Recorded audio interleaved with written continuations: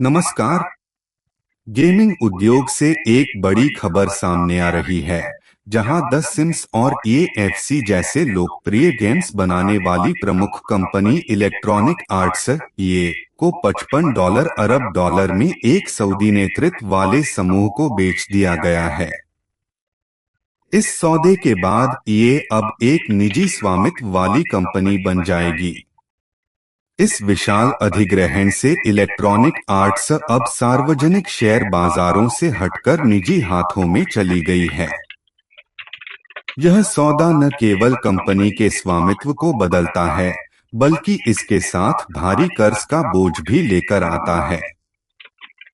$55 अरब का यह आंकड़ा गेमिंग उद्योग में अब तक के सबसे बड़े अधिग्रहणों में से एक है, जो इस क्षेत्र में बढ़ते निवेश और सऊदी अरब की खेल व मनोरंजन में रुचि को दर्शाता है।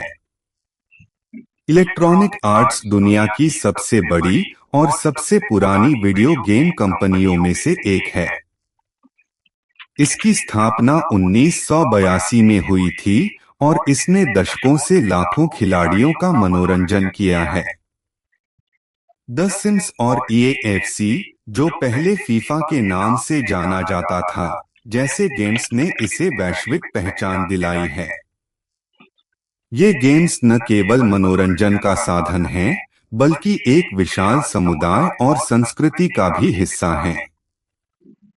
EA के पोर्टफोलियो में एपेक्स लेजेंड्स, बैटलफील्ड और नीड फॉर स्पीड जैसी अन्य सफल फ्रेंचाइजी भी शामिल हैं। निजी स्वामित्व में जाने का मतलब है कि कंपनी को अब सार्वजनिक निवेशकों के दबाव का सामना नहीं करना पड़ेगा। इससे EA को दीर्घकालिक रणनीतियों पर ध्यान केंद्रित करने, नए उत्पादों में निवेश करने और संभावित रूप से अधिक जोखिम लेने की स्वतंत्रता मिल सकती है, जो सार्वजनिक कंपनियों के लिए मुश्किल होता है। पूछना कैसा मैगी बनाते हैं। यह कदम कंपनी को अधिक गोपनीयता भी देगा और शेयरधारकों की जवाबदेही कम हो जाएगी।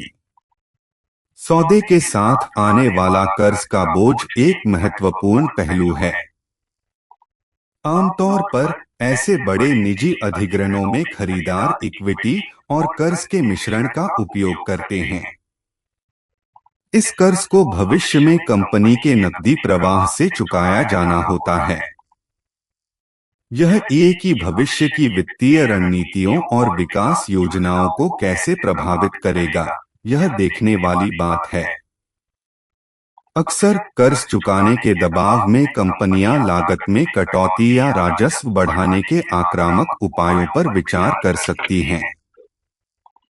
यह सौदा सऊदी अरब के संप्रभु धन कोष, पब्लिक इन्वेस्टमेंट फंड PIF के व्यापक निवेश रणनीति का हिस्सा हो सकता है, जो खेल, मनोरंजन और प्रौद्योगिकी जैसे क्षेत्रों में अपनी उपस्थिति बढ़ा रहा है। सऊदी अरब ने हाल के वर्षों में कई प्रमुख गेमिंग कंपनियों में बड़े निवेश किए हैं, जो देश के आर्थिक विविधीकरण, इकोनॉमिक डाइवर्सिफिकेशन के दृष्टिकोण से मेल खाता है, जिसे विजन 2030 के तहत बढ़ावा दिया जा रहा है।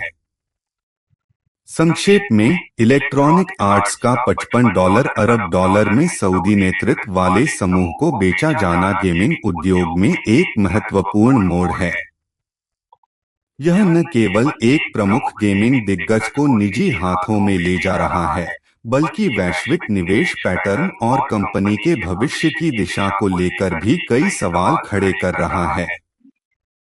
आने वाले समय में यह देखना दिलचस्प होगा कि निजी स्वामित्व में EA अपने लोकप्रिय गेम्स और नई परियोजनाओं को कैसे आगे बढ़ाती है। फिलहाल के लिए इतना ही। खबरों का सिलसिला जारी है।